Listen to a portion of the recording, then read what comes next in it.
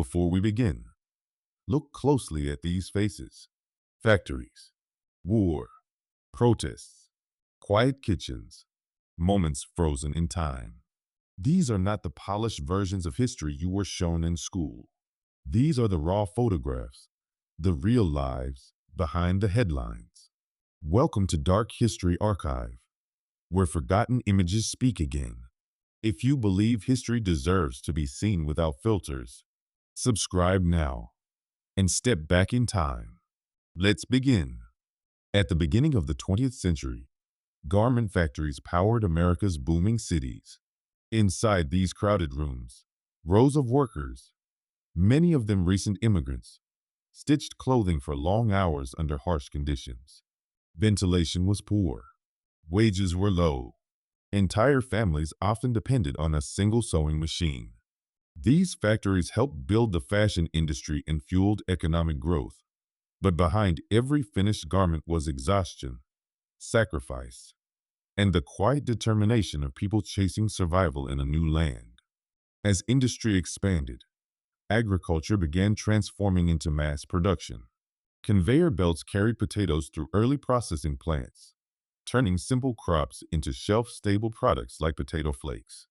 What once required manual sorting now moved through mechanical systems. This marked a shift. Food was no longer purely local. It became industrial, standardized, and scalable. Behind this machinery was a new idea: efficiency over tradition, production over patience. On Suffolk Street in New York, cramped apartments doubled as sweatshops. Workers stitched garments in dim light, often surrounded by fabric scraps and steam from pressing irons. Entire families worked together, including children. Rent, food, and survival left little room for choice. Reformers later used images like these to expose unsafe labor conditions. But in 1908, this was daily life for thousands of immigrants trying to build a future in America. In 1915, workers at the Standard Oil refinery in Bayonne, New Jersey, walked off the job demanding better pay and safer conditions. Tensions escalated quickly. Police clashed with striking laborers, and bricks flew through the air. This was more than a local protest. It reflected a national struggle between industrial giants and the working class. The modern labor movement was being forged in moments like this, on smoke-filled streets and factory gates. Coal-powered factories, trains, and homes. But miners worked in darkness, breathing dust that scarred their lungs. In 1911, coal workers gathered to discuss strikes, one of the few tools they had against dangerous conditions and unstable wages. These meetings were quiet but powerful. Every decision risked unemployment, blacklisting, or violence. Yet without collective action, nothing changed. In 1920, crowds gathered in Plaza de Mayo, the political heart of Buenos Aires. The world had just emerged from World War I, and nations everywhere were redefining identity and power. Public squares became stages for speeches, protests, and demonstrations. In this moment, citizens stood shoulder to shoulder, participating in the shaping of modern Argentina. Between 1900 and 1920, Tokyo was transforming rapidly. Traditional wooden buildings stood beside electric poles and modern signage. Men in Western suits walked past women in kimonos. Japan was embracing industrial growth while holding on to centuries-old customs. This image captures a society balancing modernization and tradition, a tension felt across the world during this era. In 1895, ferries were lifelines connecting New York's boroughs. Workers, immigrants, and families crossed rivers daily, packed closely together. These boats carried more than passengers. They carried ambition, exhaustion, and hope. For many, the ferry ride marked the beginning or end of another long day in a rapidly expanding city. In rural Scotland during the early 1930s, childhood often meant responsibility. A young boy carrying a newborn lamb reflects a life tied closely to land and livestock. There were no distractions of modern technology. Survival depended on care, work, and weather. For families living off the land, every animal mattered. This image speaks quietly of resilience and a bond between children and the natural world. An Irish farmhouse kitchen in 1910 was the center of daily life. A wood-burning hearth provided heat and cooked meals. The room was modest, practical, and built for function. Families gathered here not just to eat, but to share stories and endure long winters together.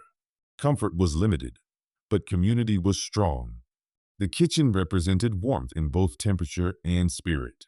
Before industrial dairy systems, families milked cows by hand, often at dawn. This routine was physical and relentless. Milk was not stored long. It was consumed fresh or turned into butter and cheese. Agriculture required discipline and cooperation. In scenes like this, we see the rhythm of rural life, shaped by sunrise and sunset rather than clocks. In 1938, travelers gathered atop the Great Pyramid of Giza for tea, a striking blend of ancient monument and modern leisure. Tourism in the early 20th century reflected fascination with history, empire, and exploration. While the pyramids stood unchanged for millennia, the world around them was transforming rapidly. This image reveals how even timeless landmarks became part of a changing global culture. During the 1940s, immigrant neighborhoods in New York preserved their heritage through small businesses. Italian grocery stores offered familiar foods and a sense of identity in a new country. These shops were more than markets. They were gathering places. In wartime America, they connected families to both homeland traditions and their new American reality. In post-war America, education increasingly focused on practical skills. High school auto shop classes prepared young men for careers in mechanics and industry. Cars symbolized independence, and understanding engines meant opportunity. This classroom reflects a generation trained to build and repair the machines shaping modern society. Camping in the early 1900s was not luxury. It was rugged and simple. Heavy canvas tents, basic cooking equipment, and limited comfort defined the experience. As cities grew more industrial, nature became an escape. What was once survival slowly turned into recreation, marking a shift in how people related to the outdoors. Before automated streetlights, lamplighters walked city streets every evening with ladders and flame. One by one, they illuminated gas lamps to keep the darkness at bay. It was meticulous work that required timing and discipline. As electricity spread, this profession faded into history, another reminder of how technology reshapes daily life. On the American frontier, fuel was scarce. Pioneer women collected dried buffalo dung, known as buffalo chips, to burn for cooking and heat. It was not glamorous work, but it was necessary. Survival on the plains required adaptability. Every resource, no matter how humble, had value. In 1958, computers were not personal. They were enormous machines filling entire rooms with cables, panels, and blinking lights. Engineers manually wired connections, carefully configuring systems that would perform calculations once thought impossible.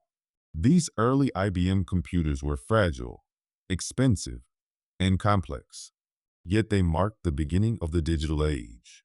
In rooms like this, the foundations of modern computing were quietly assembled, wire by wire.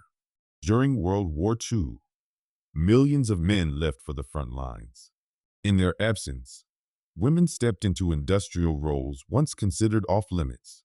In 1943, female mechanics worked on engines, aircraft, and heavy machinery across America.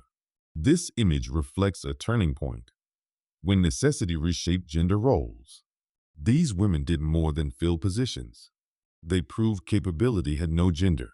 In 1979, massive crowds of Iranian women marched in protest against mandatory hijab laws following the revolution. The streets of Tehran became a stage for resistance. These demonstrations were not only about clothing, They were about autonomy, identity, and personal freedom. This moment revealed how quickly political change can reshape daily life and how courage can rise in response. Two photographs, 4 years apart. In 1941, a young soldier leaves for war with a clear gaze and smooth face. By 1945, after years of combat, that same face appears hardened and aged beyond its time. War does not only change borders, it changes people. This powerful comparison captures the invisible weight of conflict carried in a single human expression. In 1948, television was a new window into the world. A young boy stares at the glowing screen, witnessing moving images broadcast into his home. For the first time, entertainment, news, and culture arrived instantly. What began as a novelty would soon transform families, politics, and society. This image captures the moment curiosity met a revolution in communication. During World War I, nurses stood beside wounded soldiers in field hospitals. In some cases, they recorded the final messages of dying men, sending last words home to grieving families. Amid the chaos of war, compassion remained. This photograph reminds us that even in destruction, humanity endures through small acts of care and dignity. In 1956, high in the Pyrenees Mountains, a woman stands overlooking a snow-covered mountain pass. The world below her feels distant, quiet, untouched, vast. Post-war Europe was rebuilding, modernizing, moving forward. Yet in places like this, time moved differently. Mountain life demanded endurance. Winters were harsh, travel was difficult, and isolation was common. In 1944, on the Orodi Peninsula, American troops paused to treat an injured dog. In the midst of battle, soldiers showed tenderness toward an animal caught in the crossfire. War often highlights brutality, but moments like this reveal empathy. Even in conflict, kindness survives in unexpected ways. In July 1969, New York City was tense and unpredictable. Crime rates were rising, and undercover officers blended into the streets to monitor illegal activity. Unlike uniformed police, these officers relied on observation and instinct. Working alone, often without backup, they walked a fine line between exposure and secrecy. This image reflects a period when law enforcement tactics were evolving alongside the rapidly changing social landscape of late 1960s America. In 1907, Australian swimmer Annette Kellerman was arrested in the United States for wearing a fitted one-piece bathing suit. At the time, women were expected to swim in heavy, restrictive garments. Kellerman challenged social norms and pushed for practical swimwear. Her arrest sparked debate over modesty, freedom, and women's rights, proving that even clothing can become political. In 1940, during World War II, British soldiers operated heavy naval artillery to defend against German attacks. Some had been rehearsing a drag show performance when a raid interrupted them, a reminder that even during war, moments of humanity and humor existed. Within seconds, costumes were replaced with uniforms, and entertainment gave way to defense. War demanded constant readiness. In the 1920s, coal miners in Belgium emerged from underground elevators after long shifts in darkness. Faces covered in soot, bodies exhausted, they powered Europe's industries with their labor. Coal-fueled factories, trains, and homes.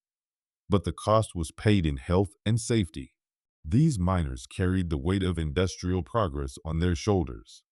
By May 1945, the war in Europe was nearing its end. Among the Red Army's forces were highly skilled female snipers credited with hundreds of confirmed kills. These women endured harsh conditions and intense combat. Their presence challenged traditional views of gender in warfare. In the ruins of post-war Germany, they stood not as symbols, but as soldiers. In 1944, aircraft production was operating at full speed in the United States. Workers like Sally Wadsworth helped assemble P-38 Lightning fighters in California. Industrial plants ran day and night to support the war effort. Precision, speed, and teamwork were essential. This image represents the vast network of civilian labor that powered military success during World War II. During World War II, Soviet female pilots known as the Night Witches flew bombing missions against Nazi forces. They cut their engines before reaching targets, gliding silently through the night. Armed with minimal equipment and outdated planes, they relied on skill and courage. Their story challenged assumptions about women in combat and became legend. In 1907, San Francisco's iconic Cliff House stood overlooking the Pacific Ocean, shortly before it was destroyed by fire. The building symbolized elegance and leisure in a growing city. Its destruction was sudden and dramatic, reminding residents that progress and prosperity can vanish in moments.